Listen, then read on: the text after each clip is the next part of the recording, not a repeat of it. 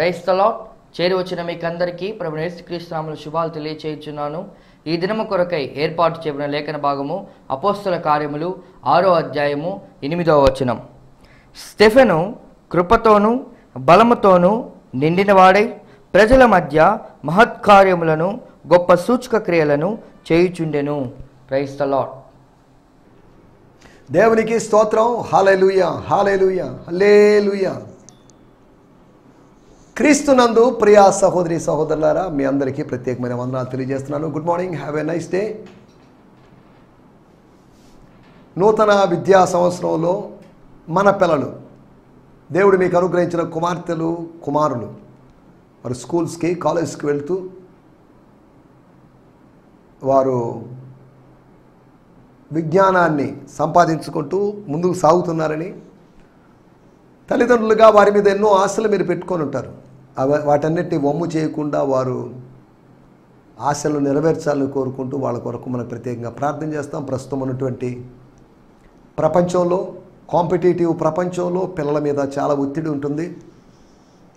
వాళ్ళకి ఎక్కువ బుక్స్, ఎక్కువ స్టడీ అవర్స్, లేకపోతే ఎక్కువ లోడ్ ఉండడం వలన వాళ్ళు లైఫ్ని ఎంజాయ్ చేయలేకపోతున్నారు.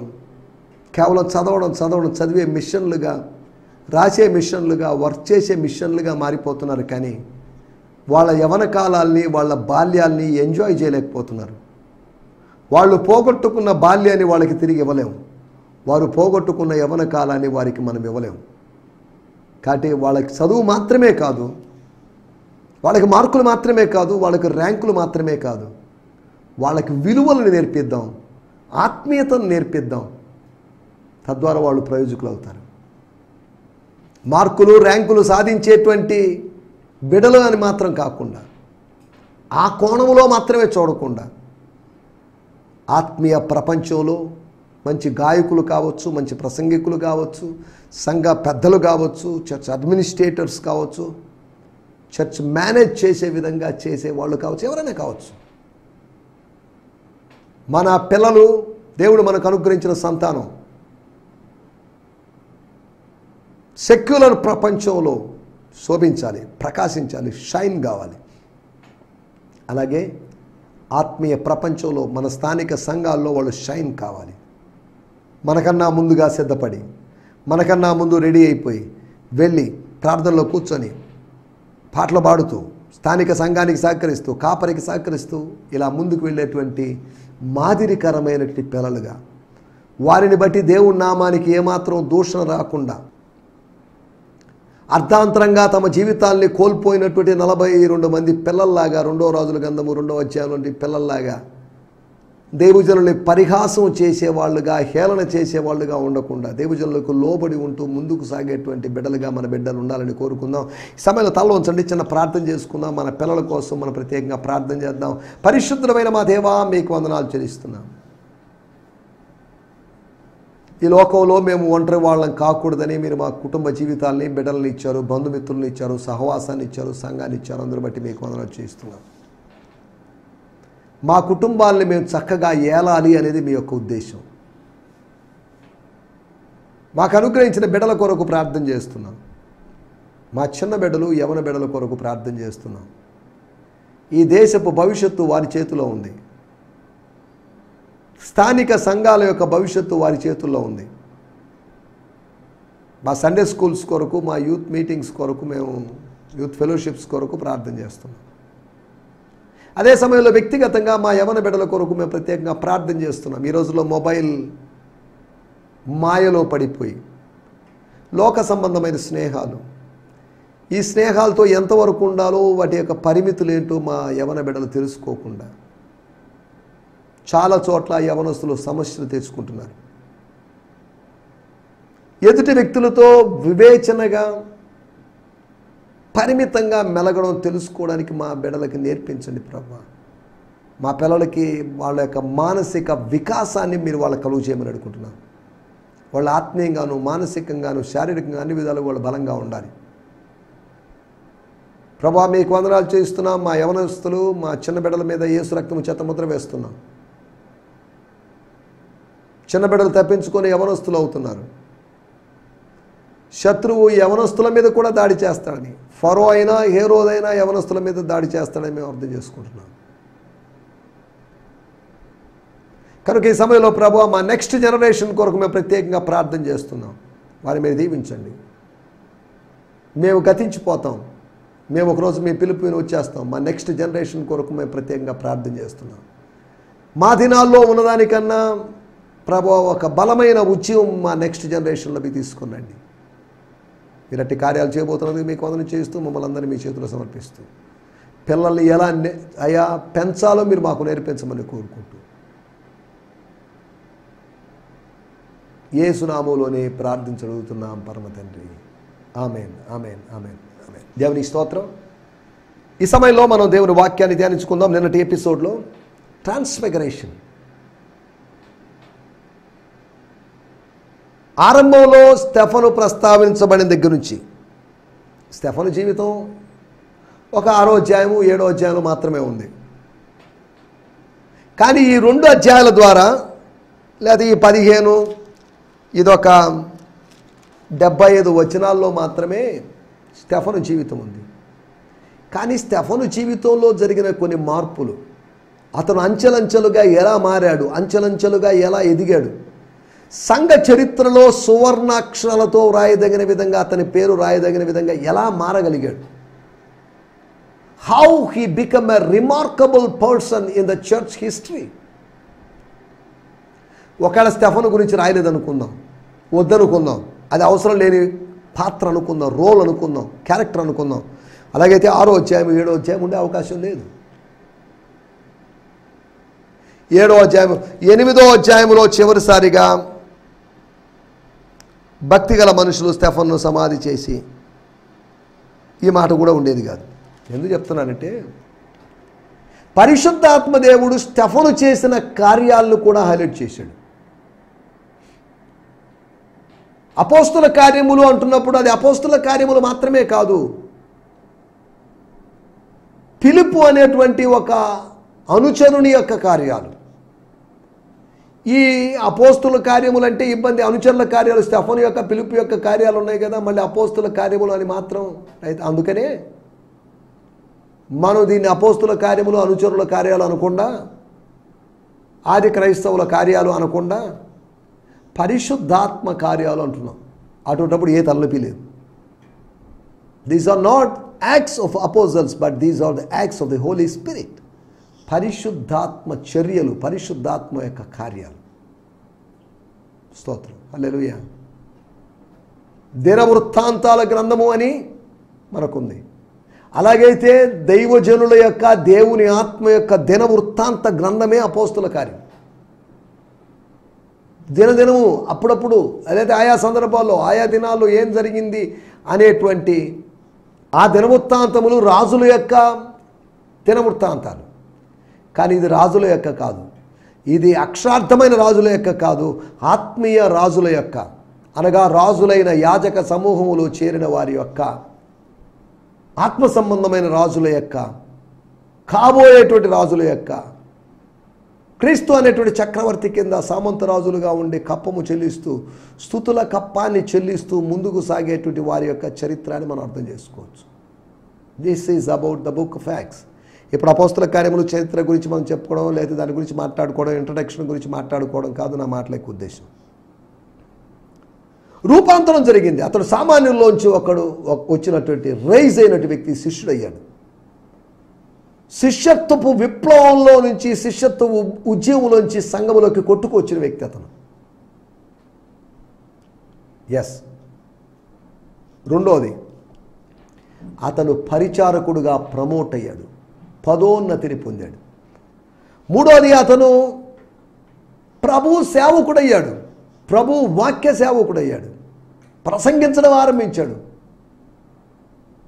He began to preach the word and he performed the miracles and signs and wonders. Oh, amazing. స్తోత్రం. ఒక సామాన్యుడిని శిష్యుడిగా చేసి, శిష్యుడిని పరిచారకుడిగా, డీకన్గా చేసి, అతనిని ఒక మిరకల్ వర్కర్గా చేసి, అంతటితో ఆగిపోలేదు. అతని గురించిన సాక్ష్యము మోషేని గురించి అతను దేవదూతలాగా కనిపించాడని చెప్పలేదు. దావీదుని గురించి చెప్పబడింది, దేవదూతలాగా ఉన్నాడని. దావీదు కుమారుడుగా ఎంచబడిన యేసుక్రీస్తు యొక్క అనుచరుడైనటువంటి, లేదా దావీదు కుమారుడు అనుకుందాం స్టెఫనుని, అక్షరార్థంగా కాదులేండి. ఆ స్టెఫను ముఖము దేవదూత ముఖం వలె ఉందట. అనగా మనిషి ముఖానికి దేవదూత ముఖానికి వ్యత్యాసం ఉంది. ఆ మనిషి యొక్క ముఖం మారి దెయ్యం ముఖంలాగా కనిపించిందని కాదు, వికృత రూపం కనిపించిందని కాదు. అనగా స్టెఫను ముఖము వికృతం కాదు, సుకృతమైనటువంటి ఒక రూపంలో కనిపించింది. యేసు ప్రభు యొక్క రూపం సొగసైన స్వరూపమైన లేనివాడయ్యాడు, కోల్పోయాడు దాన్ని. He lost his physical comeliness or beauty because of the cross. కానీ సిలువలో చెల్లించబడిన విలువను బట్టి స్టెఫను ముఖం వెలిగిపోయింది, దేవదూతలాగా. మరి ఆయన దేవదూత అయ్యాడని కాదు, మనము దేవదూతలు అవుతాం. అవును, దేవుని వాక్యం అదే చెప్తుంది. మత్తయి సువార్త 22వ అధ్యాయంలో, పరలోకంలో ఎవరు పెళ్లి చేసుకోరు, పెళ్లికి ఇవ్వరు. ప్రతి వాళ్ళు దేవదూతల్లాగా మారుతారు. దేవదూతల్లాగా మారిన వాళ్ళకి ఇంకెందుకు పెళ్ళిళ్ళు? స్తోత్రం. వాళ్ళకి ఎందుకు భార్యాభర్తల బంధాలు? దేవుని. 5వ విషయము, అతడు సామాన్యలో నుంచి, ఆ సమూహంలోంచి 20,000 మంది నుంచి వచ్చిన వ్యక్తి, అతడు శిష్యుడయ్యాడు, అతడు పరిచారకుడయ్యాడు, డీకన్ అయ్యాడు. తర్వాత అతను డెమాన్స్ట్రేటర్ ఆఫ్ గాడ్స్ వర్క్స్, దేవ కార్యాలను ప్రదర్శించేవాడయ్యాడు. తర్వాత అతడు డివైన్ ఏంజల్ అయ్యాడు.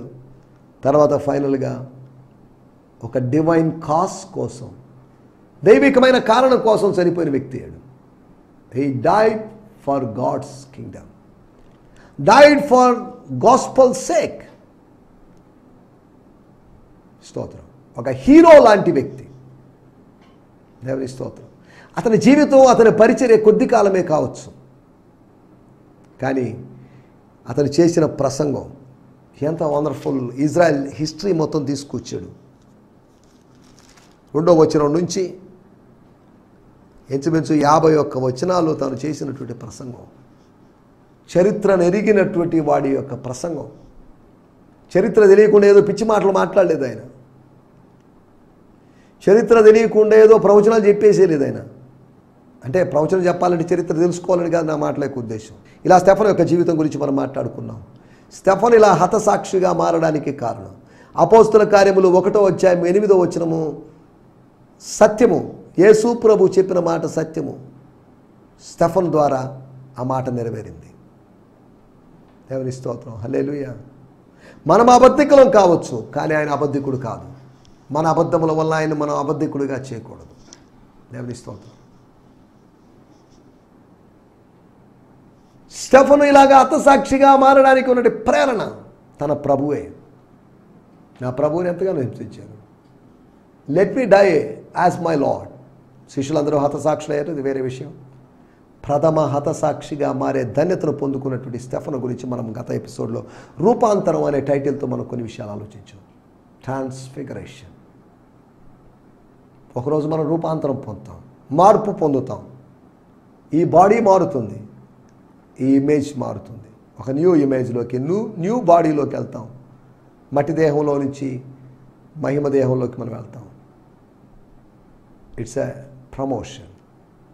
రండి, ఈ సమయంలో ఈ దినము కొరకే ఏర్పాటు చేయబడిన లేఖన భాగం అనగా పోయిన ఎపిసోడ్లో, అనగా నిన్నటి ఎపిసోడ్లో మనం ఏం ధ్యానించుకున్నామో అదే వాక్య భాగం అయినప్పటికీ, మూల వాక్యం అయినప్పటికీ వేరు కోణంలో దాన్ని మనం అర్థం చేసుకోవడానికి ప్రయత్నం చేద్దాం. దీంతో అపోస్తుల కార్యములు 6వ అధ్యాయ ధ్యానాలు ఇక్కడ ముగించేస్తున్నాను. నెక్స్ట్ ఎపిసోడ్ నుంచి 1285వ ఎపిసోడ్ నుంచి మనకిక అపోస్తుల కార్యములు 7వ అధ్యాయ ధ్యానాల్లోకి వెళ్దాం.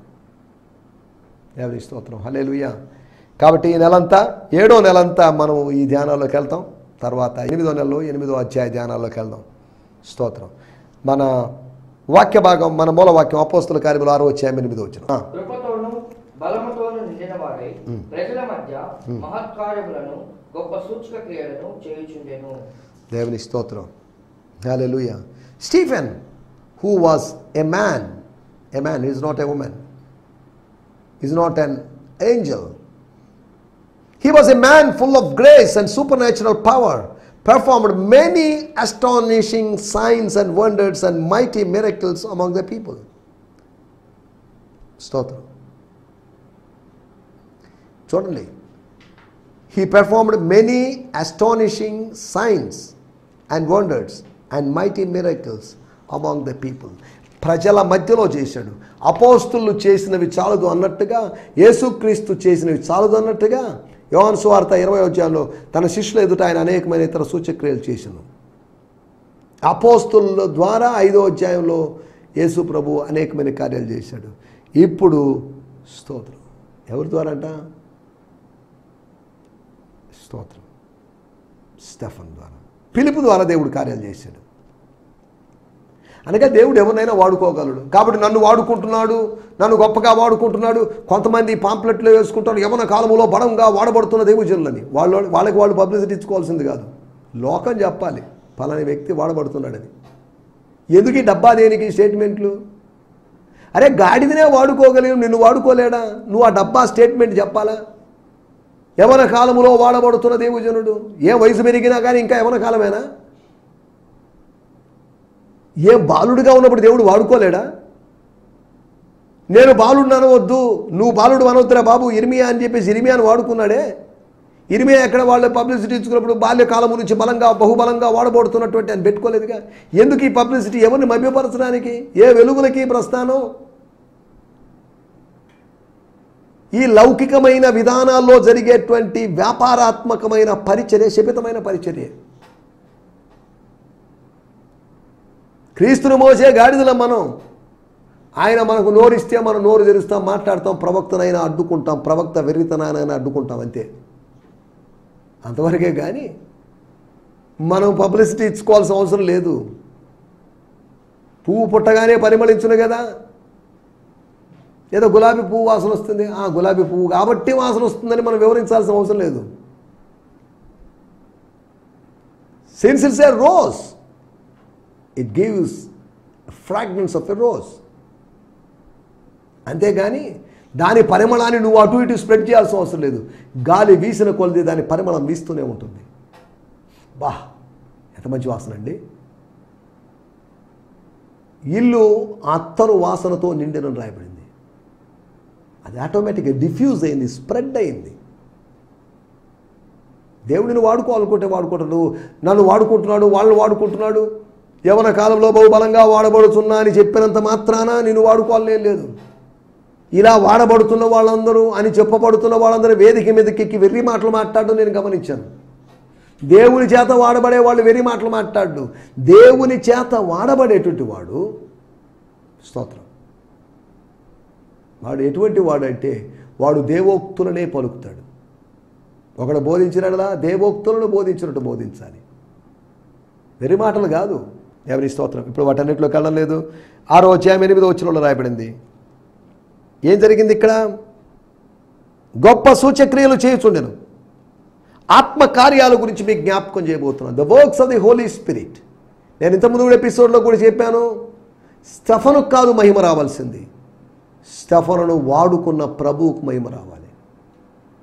వాడబడుచున్నా అనేది కాదు, వాడుకున్న దేవునికి మహిమనిద్దాం. వాడబడుతున్నటువంటి యవనస్తున్నో, వాడబడుతున్నటువంటి సేవకున్నో, వాడబడుతున్న పాస్టర్నో, అపోస్తులనో హైలైట్ చేయొద్దు. వాడబడుతున్నా కరెక్ట్ కాదు, వాడుకున్న దేవుడు దట్ ఈస్ కరెక్ట్. నన్ను వాడుకున్న దేవుడు, నన్ను వాడుకుంటున్న దేవుడు, పలాని వ్యక్తిని వాడుకుంటున్న దేవుడు. దేవుని స్తోత్రం, హల్లెలూయా. దేవుడు వాడుకుంటున్నాడో లేదో నువ్వు వాక్యం బోధిస్తున్నప్పుడు విన్నవాళ్ళు yes he is correct, God is using him, God is speaking through him to many people అని ప్రజలు చెప్పాలి, కానీ పబ్లిసిటీ ఇచ్చుకోవడం కాదు. దేవుని స్తోత్రం, హల్లెలూయా. మనం ఆలోచిస్తున్నట్టు విషయాలు 5 విషయాలు మీకు త్వరగా జ్ఞాపకం చేయబోతున్నాను. పరిశుద్ధాత్మ దేవుని యొక్క కార్యాలు అనేకం ఉన్నాయి, అనేకం చేస్తాడు ఆయన. సుమారు 40 వరకు పరిశుద్ధాత్మ దేవుడు చేసే కార్యాలు కొత్త నిబంధనలో లేదా బైబిల్ మొత్తంలో ఉన్నాయని కొంతమంది బైబిల్ పండితులు 40 విషయాలు రాసుకుంటూ వచ్చారు. వాటిలోకి మనం ఇప్పుడు అనలేదు. కొన్ని విషయాలు స్టెఫను జీవితంలో దేవుడు చేసినటువంటి ఆత్మకార్యాలు.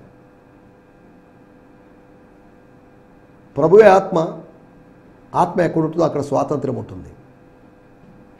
ఆ ఆత్మ మనల్ని స్వతంత్రులుగా చేయడం అనేటువంటి ఆ విషయాన్ని మనసులో పెట్టుకొని మనల్ని స్వతంత్రులుగా చేయడానికి he's trying to liberate us from bondages. దేవుని స్తోత్రం, హల్లెలూయా. మనం ఆలోచిస్తున్న మాట ఒకటి, ఆయన సూచక్రియలు చేయిస్తాడు. సూచించే క్రియలు, సూచక్రియలు అంటే మహత్తైన కార్యాలు, మహిమపరచడానికి అవకాశం ఇచ్చేటువంటి కార్యాలు. స్తోత్రం, హల్లెలూయా. ఒకటి సూచక్రియలు చేయించడం. రెండో విషయం అపోస్తల కార్యములు 6వ అధ్యాయము 10వ వచనం. మాట్లాడుటయందు అతడు అగపరచిన జ్ఞానమును అతనిని ప్రేరేపించిన ఆత్మను వారు ఎదిరింపకపోయిరి. But the Holy Spirit gave Stephen remarkable wisdom to answer them. His words were prompted by the Holy Spirit and they could not refute what he said. His words were prompted by the Holy Spirit. అతనికి మాటలు అందించాడు అన్నట్టుగా రాయబడింది. అతన్ని ప్రేరేపించాడు, అతన్ని inspire చేశాడు, అతన్ని motivate చేశాడు, అతనికి స్ఫూర్తిని కలుగు చేశాడు, అతన్ని రేపాడు. మాటలాడుటయందు అనగా ఏదో పిచ్చాపాటిగా మాట్లాడడం అని కాదు. మాట్లాడుటయందు తర్కములు జరుగుతుంది. తర్కాలలో, ఆ తర్కంలో తాను తర్కాల మధ్యలో చేస్తున్న లాజిక్స్, మ్యాజిక్స్ కాదు, అతడు అగుపరిచిన జ్ఞానమును, అతను పొంది ఉన్న జ్ఞానాన్ని, అతని పాండిత్యాన్ని, అతన్ని ప్రేరేపించిన ఆత్మను, అతన్ని ప్రేరేపించిన పరిశుద్ధాత్మను వారు ఎదిరించలేకపోయారు. దేవుని ఆత్మను ఎవరు ఎదిరించగలరు చెప్పండి? మీరేదో మీ జ్ఞానాన్ని బట్టి మీరు మాట్లాడారు. ఈ వచ్చిన వాళ్ళందరూ ఎలానో వాళ్ళ సొంత మాటలు బట్టి, ఎవరెవళ్ళు లిబర్తీన్ అనబడే సమాజంలోను, కురేనీల సమాజంలో, అలెక్సేంద్ర సమాజంలో, కిలికియ నుండి, ఆసియా నుండి వచ్చిన వారిలోనూ కొందరు వచ్చి స్తెఫనుతో తర్కించిరి.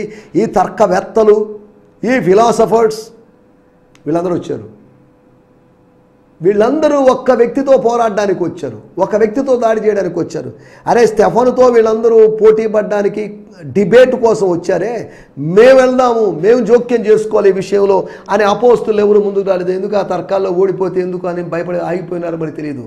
కనీసం స్టీఫెన్కి మోరల్ సపోర్ట్ ఇచ్చారో లేదో కూడా అది కూడా రాయబడదు. ఏ మనిషి moral support, spiritual support, financial support ఇచ్చినా ఇవ్వకపోయినా నిన్ను అనుదినము సపోర్ట్ చేసేటువంటి దేవుడు ఉన్నాడు, గుర్తుపెట్టుకోండి. మనుషుల సహాయం వ్యర్థం, మనుషుల ఆర్థిక సహాయం వ్యర్థం, మనుషుల యొక్క భౌతిక సహాయం వ్యర్థం, మనుషుల యొక్క ఆత్మీయ సహాయం వ్యర్థం. స్తోత్రం. మరి ఇక్కడ ఆలోచిస్తున్న మాటలు ఆత్మ ప్రేరేపించింది, ప్రేరేపించాడు, సూచక్రియలు చేయించాడు, ఆత్మకార్యాలు, పరిశుద్ధాత్మని కార్యాలు. రెండవది ఆయన ప్రేరేపించాడు. మూడో విషయాన్ని నేను మీకు జ్ఞాపకం చేస్తాను. 7వ అధ్యాయము అనగా అపోస్తల కార్యములు 7వ అధ్యాయము 51వ వచనం. చెవులను దేవుని వాక్యమునకు లోపరచునల్లని వారులారా, మీ పితరుల వలె, మీ పూర్వీకుల వలె, మీ ఏన్షియన్స్ లాగా, మీ ఫోర్ ఫాదర్స్ లాగా మీరును ఎల్లప్పుడూ పరిశుద్ధాత్మను ఎదిరించుచున్నారు. మీరు నన్ను ఎదిరిస్తున్నారని కాదు, నా కోపం తెప్పిస్తున్నారని కాదు, మీరు పరిశుద్ధాత్మను ఎదిరిస్తున్నారు. You are refuting, you are arguing, you are talking against the Holy Spirit. పరిశుద్ధాత్మకు విరోధంగా మాట్లాడుతున్నారు. ఇది ఆత్మలో గ్రహించాడు. అతనికి బయలుపరచబడిన విషయం అతను చెప్తున్నాడు. ముష్కరులైన తన వారితో, ముష్కరులైన తన సోదరులతో ఆయన చెప్తున్న మాటలు నేను చదువుతున్నాను. 7వ అధ్యాయము 51వ వచనంలో బ్రియాన్ సిమ్మన్స్ గారు ఎలా తర్జుమా చేశారో నాకైతే తెలియదు, కానీ 7వ అధ్యాయము 51వ వచనం చదువుతున్నాను. Why would you be so stubborn as to close your hearts and your ears to me? You are always opposing the Holy Spirit, just like your forefathers. You are so stubborn. మొండోళ్ళుగా, మొరటోళ్ళుగా, మూర్ఖులుగా ఉన్నారు మీరు. స్తోత్రం. నా ప్రియమైన వారలారా అని కాదు, సర్పసంతానమా అని యోహాను సంబోధించాడు. సర్పసంతానమా అని అనలేదు. ముష్కరులారా, దుర్బీజులారా, దుష్టులారా, దుర్మార్గులారా అన్నట్టుగా మీరెల్లప్పుడూ పరిశుద్ధాత్మను ఎదురిస్తున్నారు. నాకు అర్థమవుతుంది. నాలో ఉన్న ఆత్మ చెప్తుంది, వీళ్ళకి చెప్పు, వీళ్ళు నన్ను ఎదురిస్తున్నారు, పరిశుద్ధాత్మను ఎదురిస్తున్నారని. దేవుడు అతనికి బయలుపరిచాడు.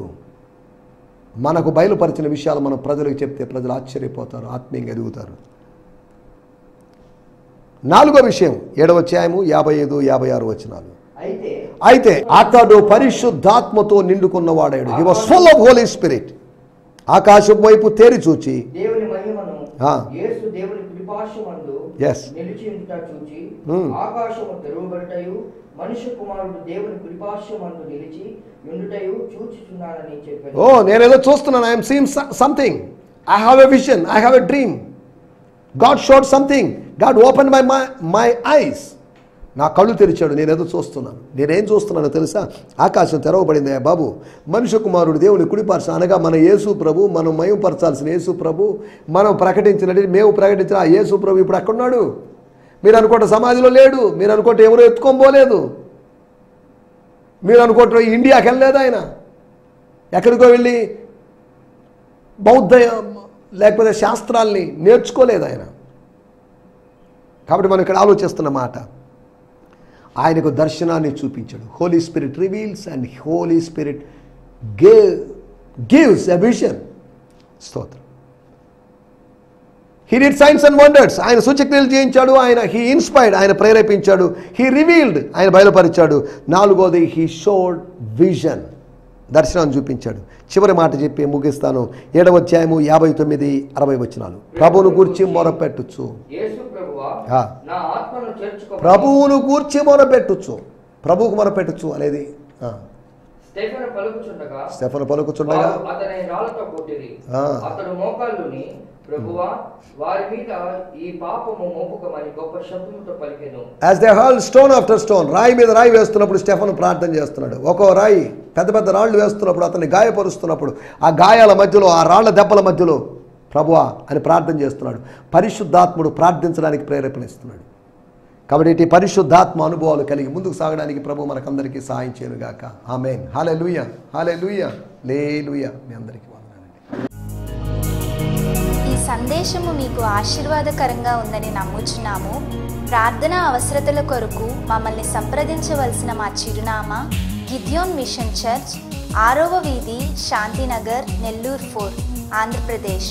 పిన్ 524004.